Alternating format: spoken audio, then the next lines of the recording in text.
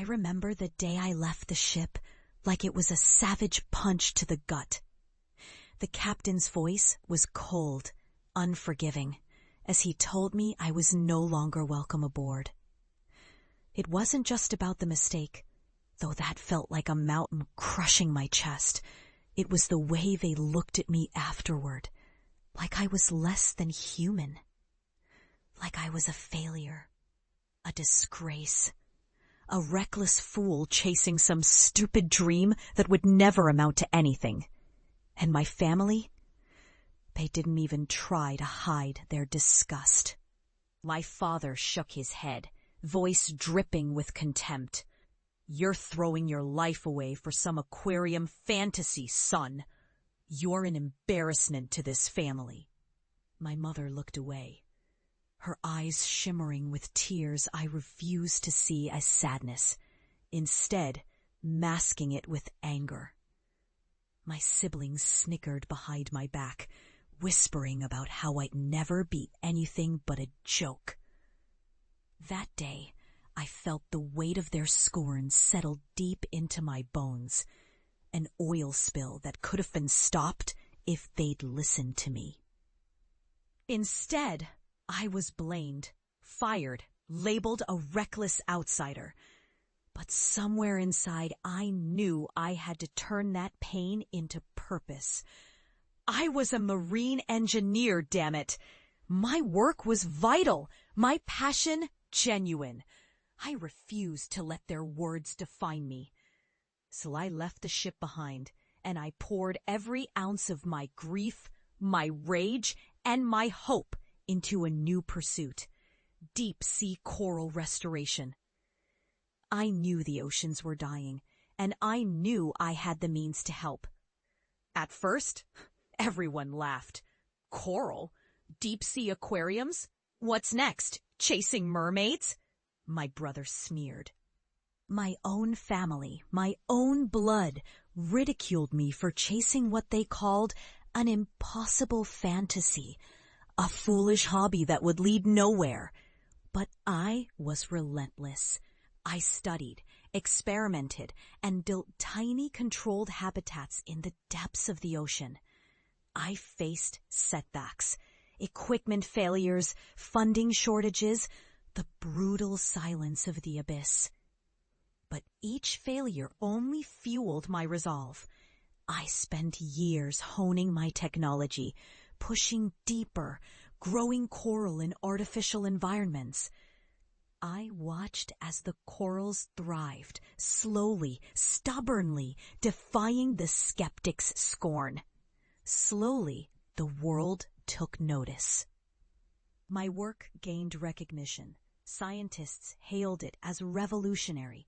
Environmentalists called it a lifeline, and governments finally listened.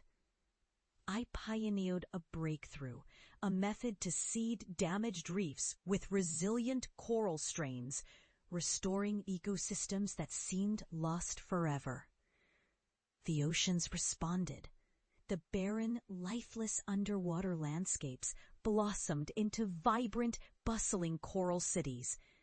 And then, after years of relentless effort, I was invited to speak at international conferences, awarded medals, and celebrated for my contribution to marine ecology. But nothing compared to the moment I decided to go home, to face the people who had doubted me most. I arrived in my hometown under a sky heavy with anticipation. I could feel their eyes on me as I stepped onto the familiar streets, now transformed by my work.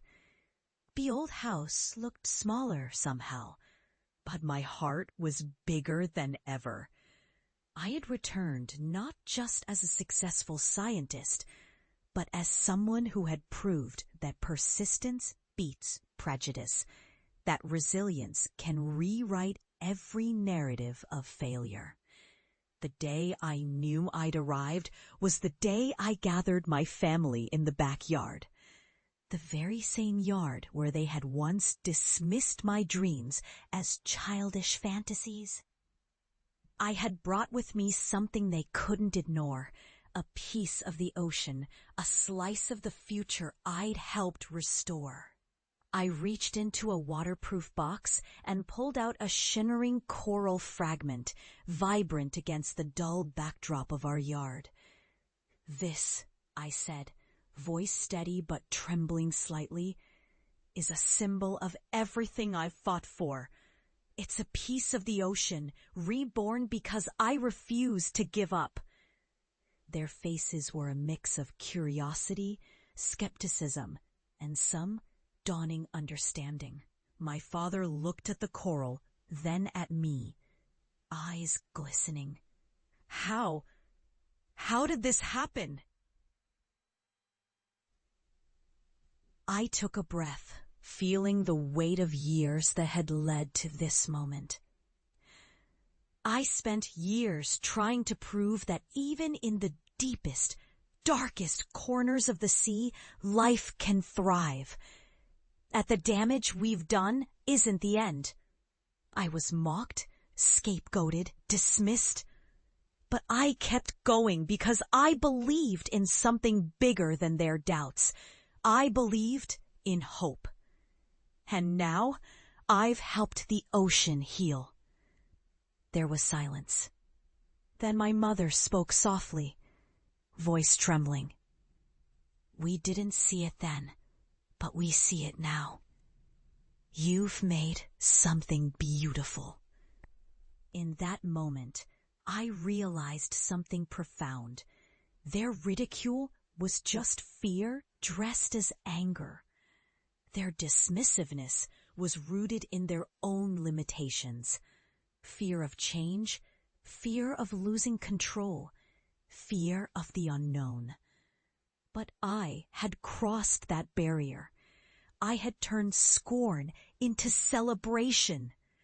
As I looked at their faces, I knew the true victory wasn't just the coral or the accolades. It was transforming their perception, proving that perseverance and passion can rewrite stories of shame.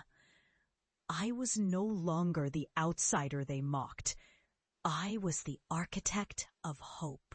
And I understood, with a clarity that hit deep inside, that resilience isn't about fighting the world. It's about transforming it, starting with yourself. My journey proved that even the most ridiculed dream, if fueled by unwavering belief, can blossom into a legacy that changes everything. Today, I walk proud, knowing I've proved that the deepest scars can become the strongest foundations. That success isn't about avoiding failure, but about rising from it. Bolder, why I came back to show my family and the world that sometimes the greatest triumph is simply refusing to give up on what you believe in, even when everyone else has already written you off. And in that, I found my redemption. Not just for me, but for everyone who's ever been mocked for dreaming too big, for chasing what seems impossible, because in the end, the universe rewards the relentless. And I am